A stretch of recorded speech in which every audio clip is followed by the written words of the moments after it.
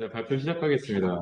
저는 박은수고, 그리고 한현수 학우가 같이 발표를 준비했습니다.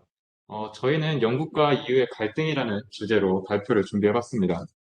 최근까지도 뉴스나 SNS를 통해가지고, 그러니까 영국과 EU가 갈등하는 모습을 쉽게 찾아볼 수 있는데요. 오늘 발표를 통해서 언제부터 이 둘이 갈등을 겪었는지, 또 갈등을 겪게 된 원인은 무엇인지, 그리고 현재는 어떤 것으로 갈등을 겪는지 등을 알아보려고 합니다. 어, 발표 순서는 브렉시트 역사를 처음으로 다뤄보고, 그다음 브렉시트 과정 중에 그러니까 브렉시트 협상 중에 어떤 갈등이 있었는지, 그리고 브렉시트 후 북아일랜드와의 갈등이 무엇인지, 그리고 마지막으로 영국과 EU의 백신에 대한 갈등을 로 마무리를 해보겠습니다. 2020년 1월 30일 온 세계 언론들이 주목하는 사건이 나오게 됩니다. 바로 영국의 유럽연합 탈퇴라는 것인데요. 우리는 이것을 브렉시트라고 부릅니다. 브렉시트는 영국의 브리튼과 그다음에 탈퇴라는 엑시트의 그 혼합어로 말 그대로 영국이 탈퇴를 했다라는 뜻을 가지고 있습니다. 지금의 브렉시트가 발생하기까지 어떤 과정이 있었는지 조금 간단하게 한번 살펴보려고 합니다. 1960년 영국이 유럽 자유무역연합에 가입을 하게 됩니다. 하지만 1973년 유럽 경제 공동체인 EEC 합류를 하기 위해서 유럽 자유무역연합을 탈퇴하게 됩니다. 이후 1975년 귀하는 영국이 유럽 공동체 시장에 남아야 한다고 생각하십니까? 라는 문구로 유럽 경제 공동체의 잔류 여부를 묻는 국민투표가 한번 실시가 됩니다. 이때 약 67%의 사람들이 잔류하자는 목소리를 내게 됩니다. 하지만 1983년 영국 총선에서 야당이었던 노동당이 EEC 탈퇴를 공약으로 제시를 합니다. 하지만 보수당 정권에 크게 패하면서 당론을 EEC 탈퇴에서 자유로 변경하는 해프닝이 벌어지기도 했습니다. 그 사이에 1993년 유럽 경제 공동체가 우리가 아는 유럽연합, 즉 EU로 출범을 하게 됩니다. 그 이후에 1997년 유럽 총선에서 EU 잔류 여부에 대한 국민 투표를 한 번 더 주장하게 됩니다. 2000년대로 거슬러 올라오며 2012년 영국 총리는 유럽연합 탈퇴를 묻는 국민 투표 요구를 한 번 거부하게 됩니다. 이전에 많은 그 국민들이 유럽연합을 탈퇴하자는 그런 목소리가 많이 나왔었는데요. 결국 2013년 캐머런 총리가 2015년 총선에서 보수당이 집권할 경우 2017년 말까지 유럽연합 탈퇴 여부를 묻는 주민투표를 실시할 것이라고 주장을 합니다. 결국 2015년 총선에서 보수당이 승리를 하게 됩니다. 그래서 국회에서는 EU 탈퇴 법안이 발의하게 되고요. 2016년 영국은 유럽연합 탈퇴에 대한 법적 검토를 시작하게 됩니다. 그리고 이해에 국민투표가 실시되면서 찬성 52%로 유럽연합 탈퇴가 확정이 됩니다. 영국과 유럽연합은 협상 테이블을 깔고 유럽연합 탈퇴 후 관세나 통행 등 다양한 협상에 돌입을 하게 됩니다.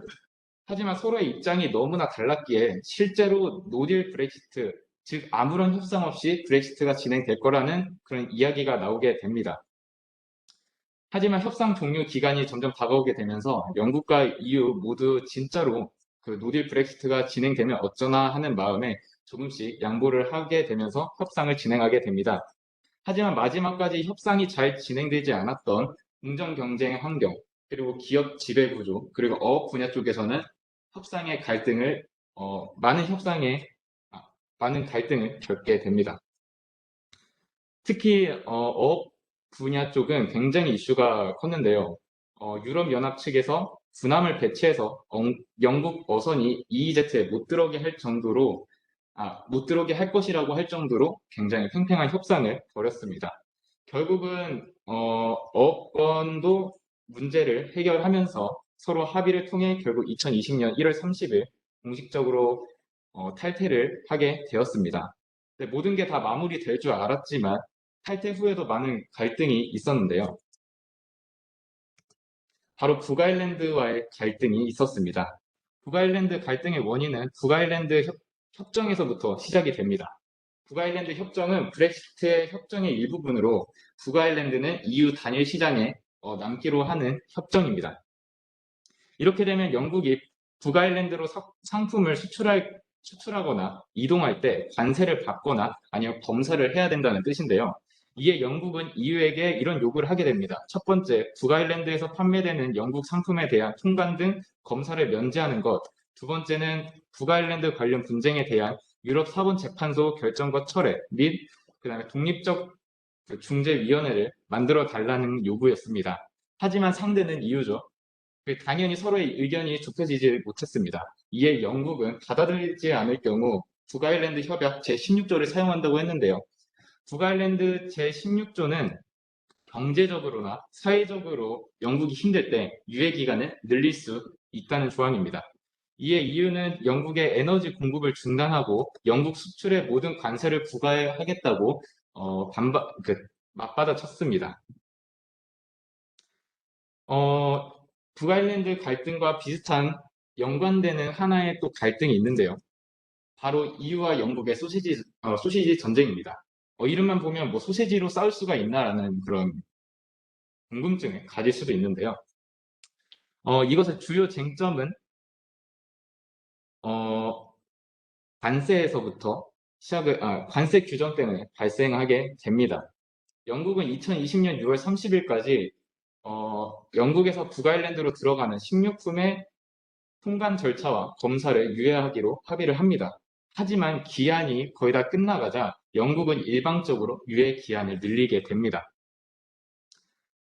이에 다시 한번 EU와 다시 갈등을 겪게 되는데요. 사실 영국은 북아일랜드로 식료품 수출을 많이 하는 편인데 관세나 또는 검사까지 하게 되면 당연히 수출량은 떨어지게 됩니다. 네네.